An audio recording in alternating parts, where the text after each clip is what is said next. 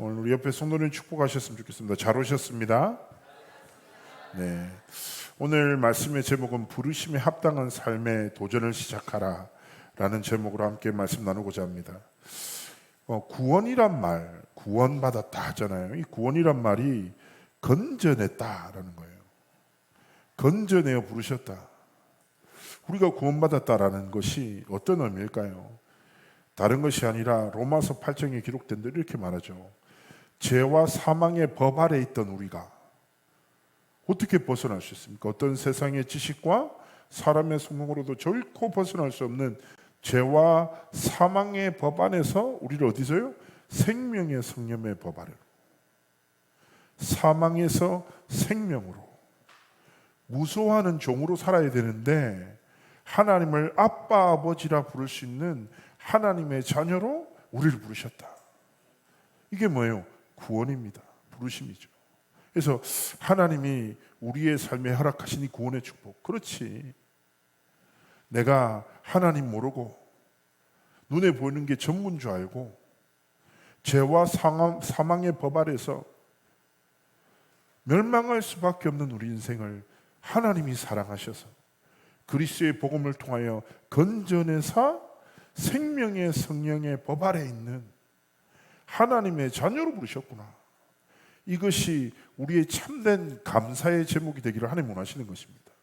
자, 그렇게 부르신 우리를 또 하나님이 뭐예요? 세상을 향해 보내셨습니다.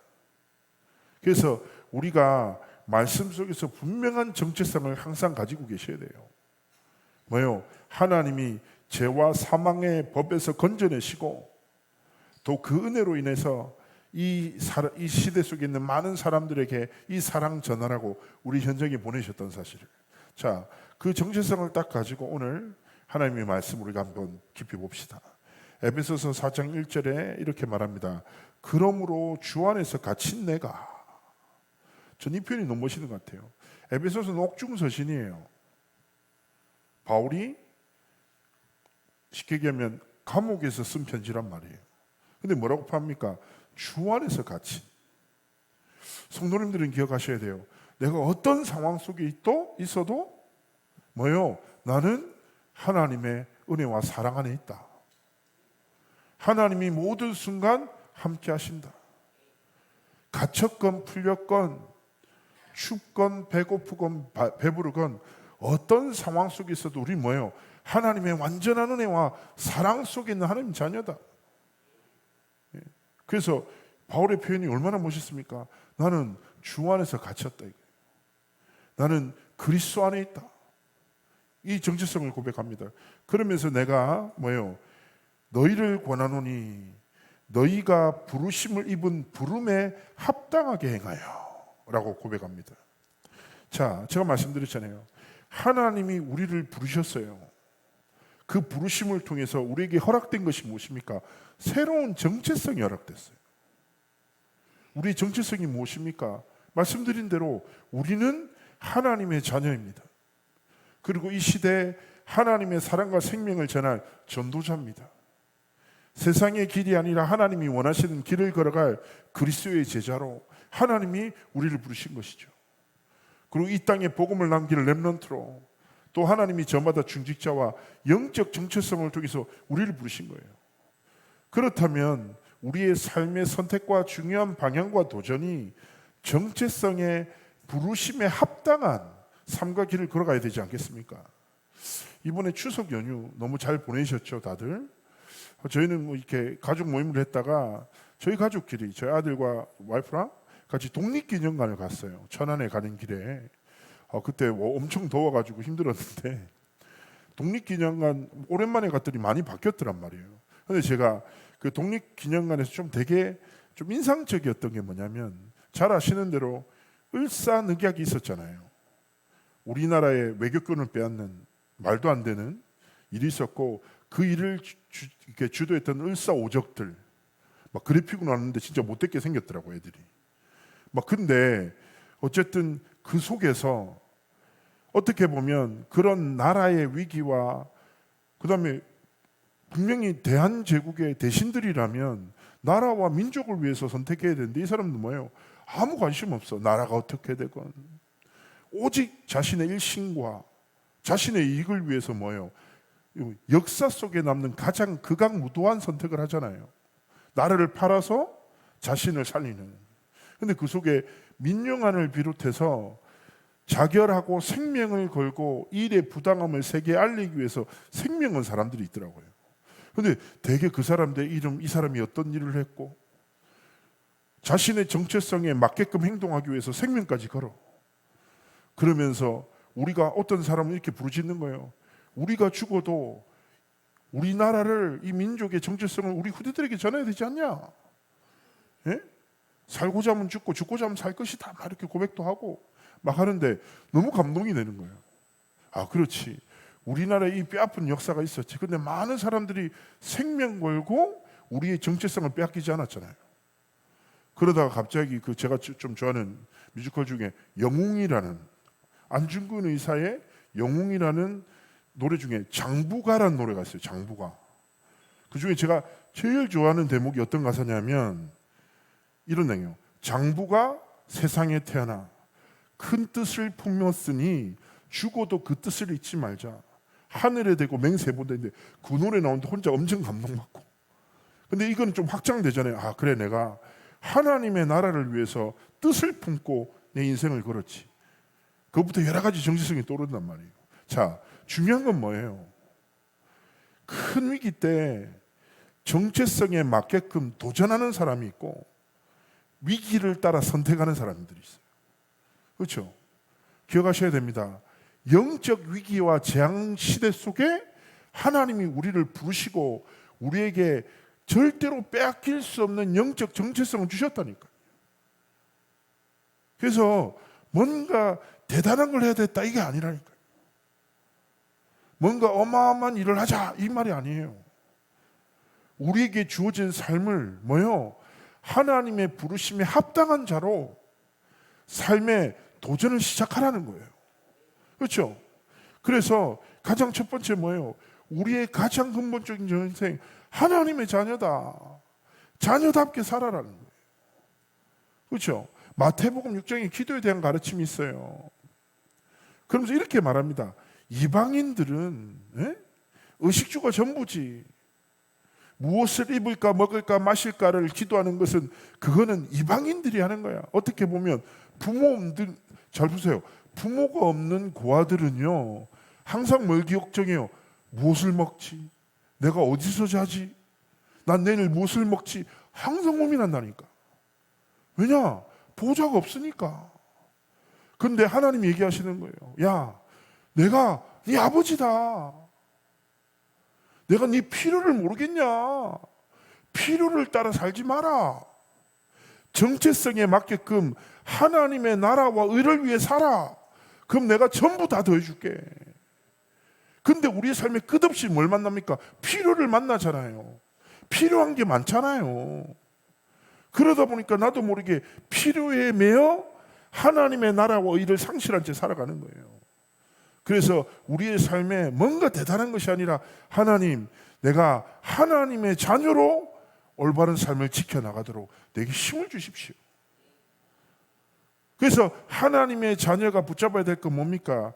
베드로전서 1장 24절 25절에 말합니다. 그러므로 모든 육체는 풀과 같고 그 모든 영광은 풀의 꽃과 같으니 풀은 마르고 꽃은 떨어지되 25절에 말하는 거예요. 오직 주의 말씀은 세세토록 있도라 하였으니 너에게 전한 복음이 곧 이 말씀이니라. 하나님의 자녀는 지나가고 썩어지고 사라질 세상과 사람의 것이 아니라 영원하고 완전한 하나님의 복음을 위해서 살아가기를 원하시는 것입니다. 그래서 이번에 원단의 제목이 무엇입니까? 영원한 기업, 영원한 작품, 영원한 유산이 우리의 삶의 가치가 되기를 원하는 것이에요. 그래서 하나님 앞에서 영원한 것을 위해서 오늘을 선택하고 도전하십시오. 고린도전서 10장 31절에 말합니다. 무엇을 먹든지 마시든지 다 하나님의 영광을 위해 해라. 우리의 삶의 모든 행위, 아이 목사님 제가요 이것 하는데요 저거 하는데요 상관없다니까요. 제가 렘넌트인데 심지어 이렇게 얘기해요. 모든 것이에요. 모든 것. 먹든지 마시든지 무슨 일을 하든지 네가 게임을 해도 왜 하냐? 너는 하나님의 자녀다. 세계복음화를 위해서. 밥을 왜 먹습니까? 세계복음화를 위해서. 그래서 저는 옛날에 사역할 때마다 그랬다니까요. 한창 그 꽂혔을 때 내가 무엇을 하면 하나님 기뻐하실까? 내가 어떤 선택을 하면 기뻐하실까? 계속 그 생각했다니까. 그 지교회 가가지고 권사님들이랑 밥 먹으러 왔는데 중국집 갔는데 권사님이 목사님 뭐 드실랍니까? 고민 좀 해보겠습니다. 잡탕밥 드세요. 좋아하시잖아요. 오늘은 하나님이 잡탕밥 먹는 걸 기뻐하시지 않는 것 같다고. 아무 근거도 없어. 메뉴를 딱 보면서 제가 고민했더니 무엇을 먹으면 기뻐하실까? 권사님 한숨 쉬더라고요. 그래서 제가 뭐랬냐? 오늘 하나님이 삼선 짜장 먹는 걸 기뻐하실 것 같다고 꽃배기로 시켜달라고 맛있게 먹었거든요. 자, 무슨 말일까요? 내가 삼선 짜장 먹는 거랑 하나님의 영광이랑 무슨 상관이 있는 것 같아요? 아닙니다. 기억하셔야 돼요. 우리의 행위를 통해 하나님의 영광이 나타나는 것이 아니라 하나님의 영광을 위해서 살고자 하면 하나님이 내 삶의 여정을 통해서 하나님의 영광을 나타내시는 거예요.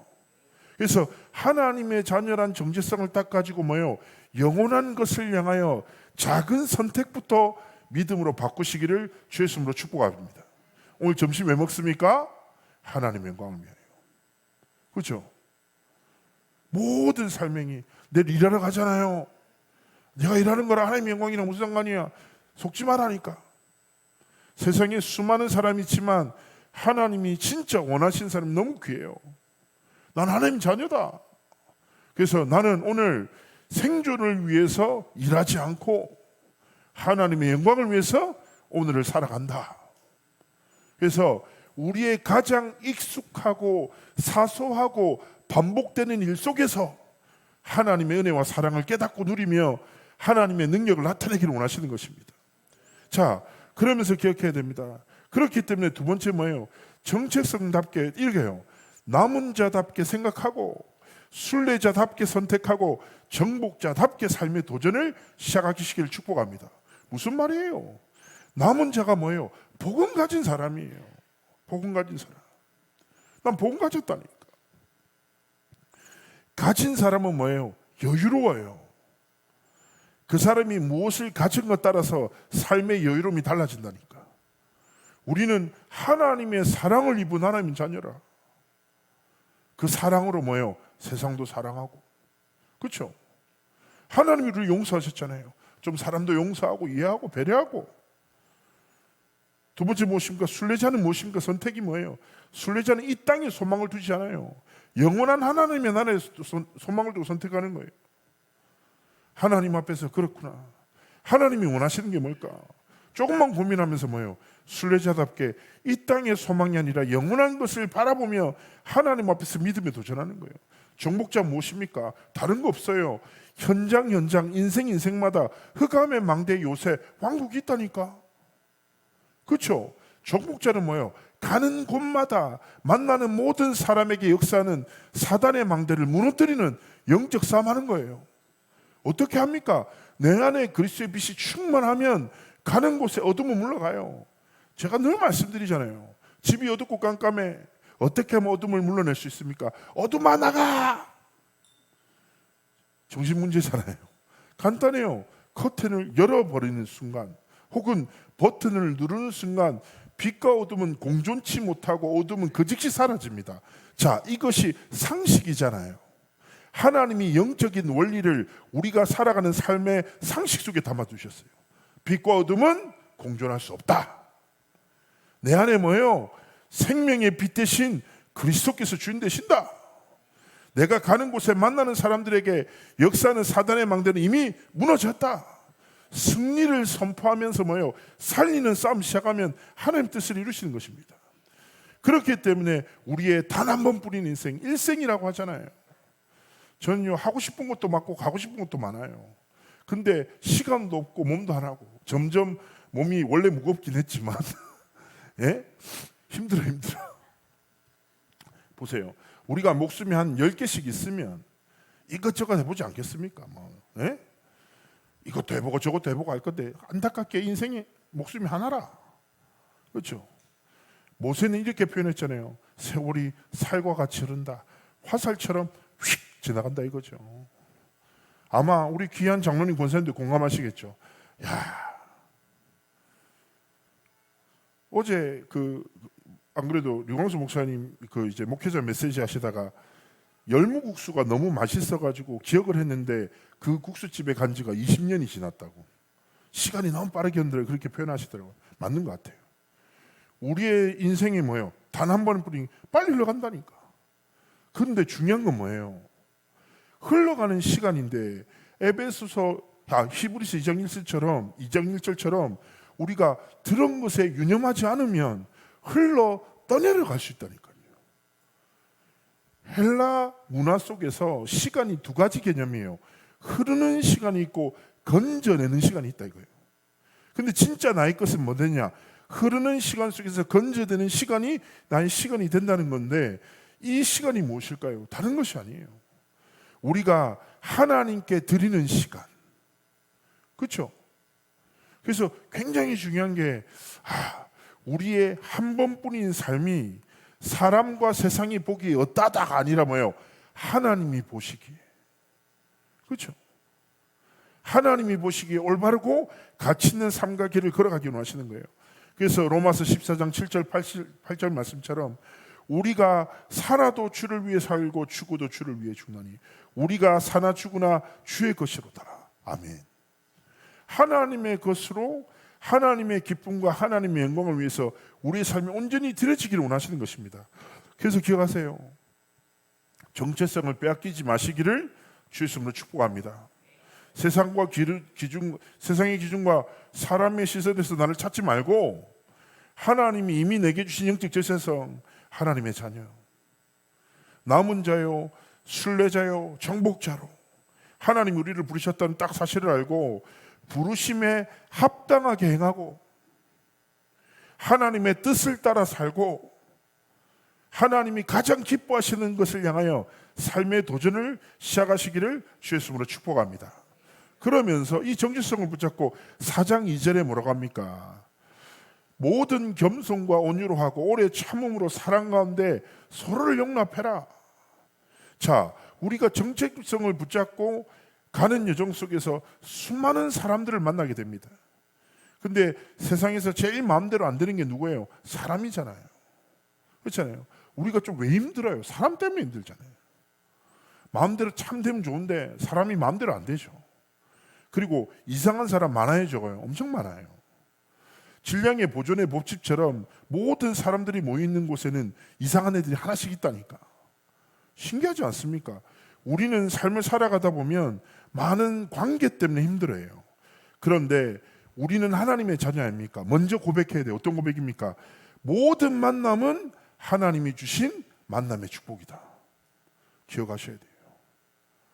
그래서 뭐예요? 잘 보시면 우리가 모든 만남이 하나님이 주신 축복임을 깨달을 때 그 만남을 향한 하나님의 선이 이루어지는 거예요. 우리 어저께 산업선교 메시지를 들을 때 요셉 얘기가 나왔잖아요. 잘 생각해 보시라니까. 요셉 주변에는 최악의 만남밖에 없어요. 어떻게 배다른 형제라고 하지만 형들이 한번 죽이기 위해서 구덩이에 떨어뜨려. 물에 빠져 죽이려고. 근데 하필 가면 물이 없어서 살아난 거예요. 이미 한번 죽였다니까. 그것도 낙심인데 가둬놨다가 뭐예요? 노예 상인에게 팔아버린다니까. 여러분, 그런 만남이 얼마나 저주입니까? 어떻게 그럴 수 있어요? 그리고 갔잖아요. 또 얼마나 믿음으로 최선을 다해 섬겨요. 하나님이 주신 복으로 현장 다 살리잖아요. 근데 보디발의 부인의 아내가 유혹해요. 잘 보시면 하나님 앞에서 범죄할 수 없어서 분명히 복음으로 선택했어. 그러면은 우리의 원하는 대로라면 어떻게 됩니까? 보디발의 부인이 회개하고 내가 미안하다 해야 되는데 누명 씌워서 감옥에 보내버리잖아요. 그리고 거기서까지 다 믿음으로 최선을 다해 인정받아. 그래서 장관들의 꿈을 해석해줘.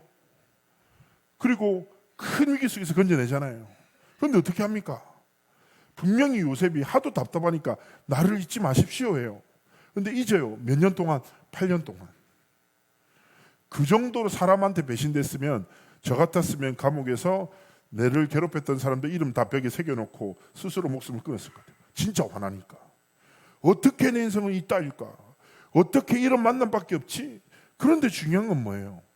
요셉은요, 모든 여정 속에서 한 가지를 빼앗기지 않았어요. 그게 뭡니까? 하나님 주신 언약과 정체성이에요. 그러니까 아무것도 문제가 아닌 거예요. 왜냐? 언약을 성취하실 하나님이 허락한 현실이야.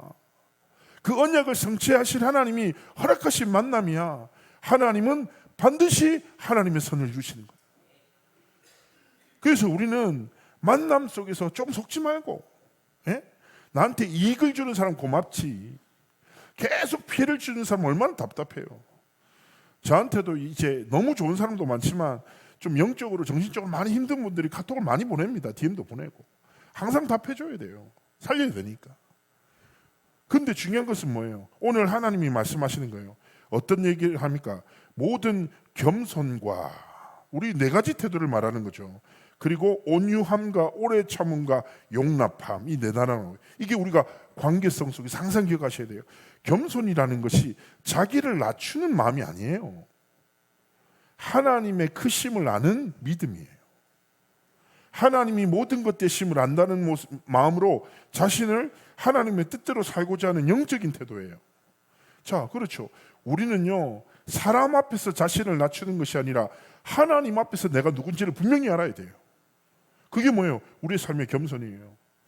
자, 두 번째 뭐예요? 온유함. 이게 뭐예요? 성격과 태도가 온유하고 부드럽고, 사람이 좀 부드럽고, 사람도 수용할 수 있고, 오래 참으면 뭐예요? 사람을 좀 기다려줄 줄 알고, 용납이 뭐예요? 너그러운 마음으로 남의 말과 행동을 있는 그대로 받아들인다 이거예요. 우리 안에 좀 이게 필요합니다. 무엇 때문에요? 분명히 말씀 속에 3절에 분명히 나올 건데, 하나님의 선을 이루기 위해서 우리가 만남 속에서 뭐예요? 좀 겸손하게, 온유하게, 오래 참음과 용납함을 통해서 사람을 좀 배려하고 지키는 게 중요하죠. 자, 온유의 반대는 무엇입니까? 포악하다가 온유함의 반대말이라고요. 그 다음에 오래 참음의 반대말은 조급함. 우리의 삶의 태도로 많이 나오는 거죠. 예. 우리는 특정 사람들에게 포악하게 행동하고 특정 사람에게 조급함으로 대하잖아요. 그렇죠? 용납의 반대말은 뭐예요? 있는 그대로 받아들이지 않고 거부하고 거절하는 거. 넌 나랑 아니라는 거예요. 자, 우리가 사회적 관계 사람들한테는 대부분 온유하고 오래 참고 용납하잖아요. 근데 이상하게 뭐예요? 좀 가까운 사람들, 그렇죠? 되게 가까운 사람들에게는 뭐예요? 좀 교만하게, 쟤 봐라, 쟤 그러고, 아직도 저런다면서. 또 뭐예요? 좀 포악하게 막 감정 그대로 막 드러내고 막, 예? 절대 용납하고 수용 못하고 막. 하나님 앞에서 기억하셔야 됩니다. 하나님이 내게 허락하신 가장 가까이 있는 가족, 그렇죠? 가장 친밀한 만남 가운데 뭐예요? 하나님의 선을 이루기 위해서 조금만 딱 이해하고 배려하고, 이번 한 주간 살리는 25 모든 만남 속에서 뭐예요? 겸손함으로 섬기고, 좀 참고, 수용하고, 배려하고. 목적이 뭐라고요? 에베소서 4장 3절에 말하는 거예요. 우리의 이 모든 행위의 목적은 뭐예요? 평안에 매는 줄로 성령의 하나 되게 하신 것을 힘써 지키라. 무슨 말이에요? 흑암의 망대 요새 왕국이 완전 무너질 것이다. 우리의 삶의 모든 행위의 목적은 뭐예요? 하나님의 선과 뜻을 이루는 거예요. 그래서 우리가 딱 속한 뭐예요? 성령께서 하나 되게 하신 게 뭐예요?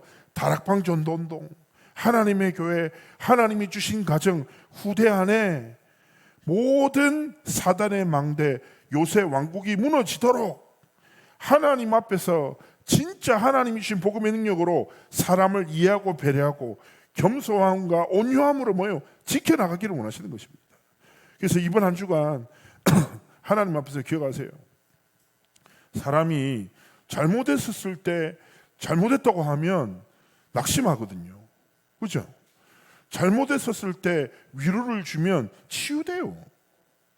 무슨 말씀인지 알겠죠? 그래서 맞는 말을 하지 말고 뭐예요? 살리는 말. 그래요. 중요한 거예요. 그 사람을 바꾸려고 하지 말고 하나님을 좀 바라보게 도와주고. 예? 내가 왜 이럴까 할 때, 야, 니는 원래 그렇지. 어쩔 수 없다. 이러지 말고 뭐예요? 괜찮다. 하나님이 니를 통해서 하나님 선을 이루실 거야. 하나님 바라보자. 되게 중요하다니까요. 얼마 전에 어떤 일이 있었어요. 그래서 한 사람이 딱 실수를 했단 말이에요. 그 실수 때문에 제가 좀 약간 화가 난 상황이었어요. 그래서 그 사람 딱 만나게 됐는데, 사역자인데, 제가 처음에는 막 감정이 막 치솟는 거예요. 어떻게 이런 행동을 했지? 이 목사가? 화가 나더라고요. 근데 뭐라 했다니까. 근데 제가 딱 가기 전에 잠시 하나님 앞에 딱 생각했어요. 아, 그래. 내가 지금 무슨 말을 하나님이 할 걸 원하실까? 분명히 얘도 나한테 잘못했기 때문에 사과하려고 이 대화를 하자고 한 것 같은데, 조금만 생각했어요. 그래, 내가 갑자기 이런 생각이 드는 거예요. 뭐가 중요하노? 이 사람이 나에서 이런 말을 했고 이런 행동한 게 뭐가 중요한데? 이 일을 통해서 하나님의 영광이 나타나기를 원하시는 거예요. 그래서 제가 딱 만나고 얘기 듣는데 딴 말 안 했어요. 완전 모른 척하고 살리고 격려하고 딱 축복해 줬거든요. 나는 오해 안 한다. 오해 다 했는데. 나는 신경 쓰지 마라. 나는 괜찮다. 엄청 화났었는데 괜찮다. 난 네가 너무너무 중요한 사역자인 거 확신한다. 하나님 앞에서 영원한 것을 향해서 도전하자. 지나가는 것 좀 매이지 말자니까. 그리고 막 울면서 아멘 하더란 말이에요. 함께 가는 거죠. 그때 제가 뭘 느꼈냐면 진짜 속에 이런 확신을 거예요. 이 목사 동역자 속에 있던 흑암의 망대가 완전 무너진 게 느껴지는 거예요. 너무 기쁘더라고요. 제가 감정에 사로잡히지 않고 조금만 하나님 바라보고 이 사람 속에 진짜 복음을 이루겠는데 불신앙과 흑암의 망대가 무너짐을 느꼈습니다. 그래서 뭐예요? 우리가 이번 한 주간에 뭐예요? 하나님께서 하나 되게 하신 것을 힘써 지키는 뭐예요? 도전. 살리는 싸움. 나도 좀 살리고 나를 좀 많이 살리세요. 실수해도 괜찮다니까. 괜찮아요. 나는 그리스도 안에 있는 하나님 자녀니까 좀 괜찮아. 하나님 은혜 주실 거야. 좀 하나님 바라보면서 살아가기 원하시는 겁니다. 자, 그러면서 4장 4절에 말씀합니다. 뭐라고 합니까? 몸이 하나요. 성령도 한 분이시니 이와 같이 너희가 부르심의 한 소망 안에서 부르심을 받았느니라. 아멘. 성령께서 하나 되게 하시고 우리에게 한 소망을 허락하셨다. 그래서 우리의 교회와 신앙생활이 뭐예요? 하나님이 주신 한 소망을 향하여 삶과 길을 걸어가기 원하시는 것입니다. 자, 하나님이 우리에게 주신 한 소망이 무엇입니까? 다른 것이 아니에요. 세 가지 뜰을 세우는 여정이에요. 세 가지 뜰이 무엇입니까?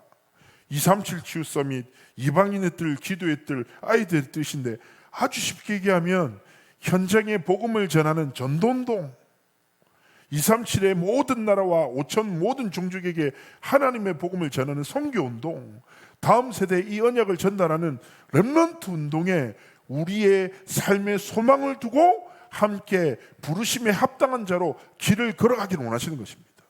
그래서 하나님의 말씀 붙잡고 목사님 어떻게 합니까? 어떻게는 하나님이 주신 방법이라니까요. 상관없어요. 하나님이 주신 것으로 뭐예요? 하나님 내가 한 소망을 품습니다. 어떤 소망입니까? 하나님이 주신 소망입니다. 세 가지 뜰을 갖추는 하나님이 마음껏 쓰실 수 있는 그릇으로 준비되게 앞서서 믿음 붙잡고 걸어가는 거예요. 그럼 두 번째 무엇입니까?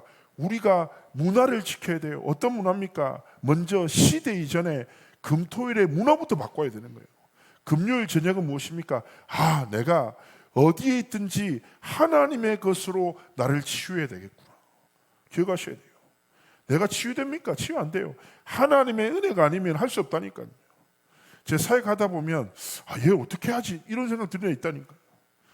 제가 처음으로 좀 만났던 애가 이런 생각이 들었던 애가 교회 매점에서 라면 먹고 있는데 여자 렘넌트가 나타가 나한테 오더니 목사님 제가 드릴 말씀이 있다는 거예요. 뭔데? 이랬더니 전사했죠 그때.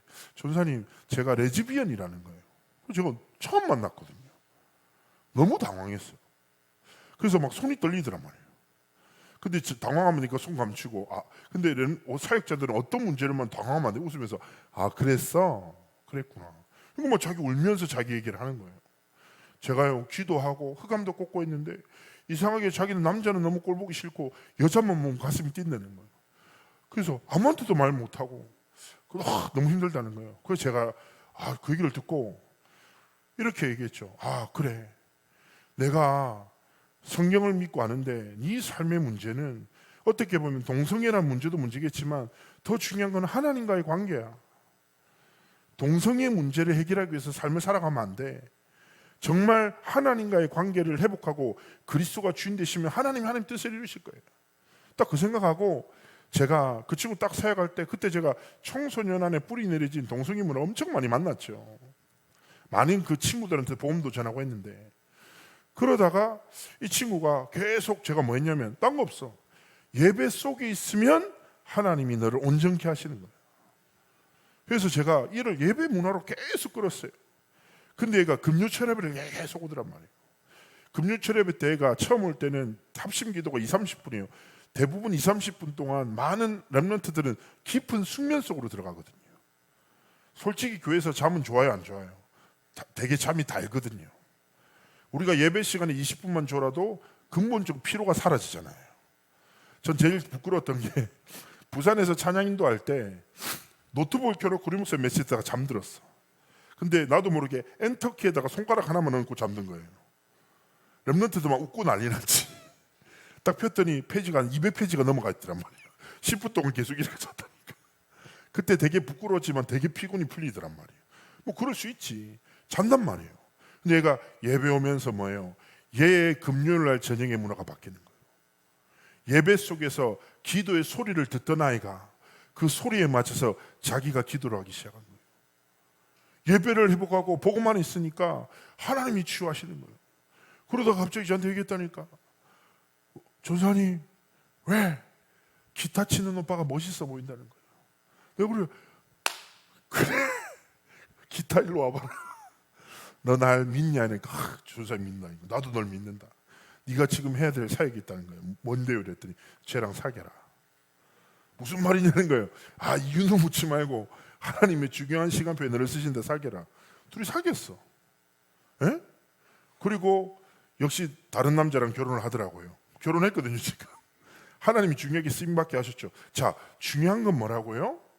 내가 어떤 문화 속에 내 삶이 있냐 이거예요. 세상은요 사람 중심, 가족 중심, 나 중심으로 문화가 계속 세팅돼요. 우리 뭐예요? 금요일은 하나님의 치유 속으로 들어간다 이거예요. 토요일은 뭐예요? 딴 거 없어요. 하나님이 주시는 토요 말씀의 흐름 속으로 던진다. 어디에 있든지 뭐예요? 토요일 날 10시부터 12시까지는 오직 RUTC TV. 딴 거 보지 마요. OTT나 이동해도 그냥 그때 기서 보라니까. 그리고 가능하다면 한 달에 한 번씩은 현장에 가겠다. 딱 결단하고 주일 일요일은 뭐예요? 예배 안에 모든 것이 있구나.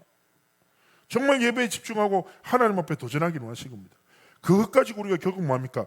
237 5천 종족을 향해 하나님 앞에 한 소망을 품고 우리는 237 5천 종족에 뭐예요? 그리스도의 복음을 전하고 현장에 세 가지 뜰을 세우고 그들의 문화가 금토일에 하나님의 복음의 문화로 바뀌는 치유를 향하여 함께 믿음으로 하나 되어 영적 도전을 시작하기를 원하시는 것입니다. 이 모든 것을 두고 뭘 시작하라고요? 부르심에 합당한 삶의 도전. 정체성을 좀 누리고 빼앗기지 말고, 그렇죠? 좀 사람들 좀 살리고, 그리고 뭐예요? 하나님이 주신 한 소망을 향하여 하나 되어 함께 믿음으로 걸어가기를 하나님 원하시는 것입니다. 우리 말씀 붙잡고 한번 기도합시다. 하나님, 나를 부르심에 감사합니다. 부르심에 합당한 삶의 도전을 시작하도록 한 내 삶의 은혜를 달라고, 모든 사람을 살리는 25 속으로 들어가도록 축복해 달라고, 하나님이 주신 한 소망만 붙잡고 세 가지 뜰 금토일의 문화 그리고 237 5천 종족을 향하여 길을 걸어가기 원합니다. 함께 해달라고 우리 시간 말씀 붙잡고 하나님께 기도합니다.